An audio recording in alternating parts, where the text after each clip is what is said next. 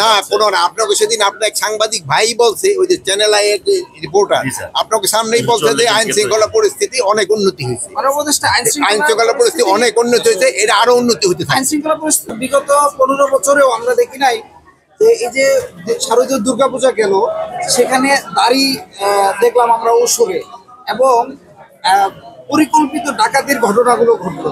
এই বিষয়ে যারা আপনারা বলছেন প্রায় 700-র উপরে যারা এই যে দাড়ি লাগিয়েছে, এইগুলির অলরেডি আমরা জিডি করেছি এবং তাদের আইনের আওতায় আনার জন্য তাদের কেস করা হচ্ছে, এবং যারা এই অপকর্মটা করছে তাদের আমরা খুব তাড়াতাড়ি আমরা আইনের আওতায় নিয়ে আসবো।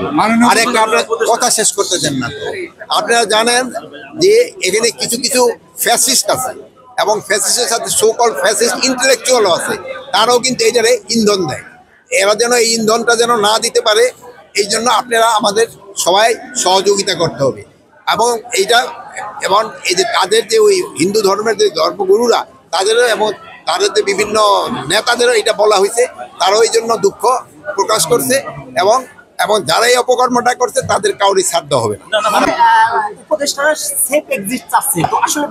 এখন যে সব কথা আপনি আপনার প্রশ্ন করতে পারেন, যার যার প্রশ্ন সে করতে পারে।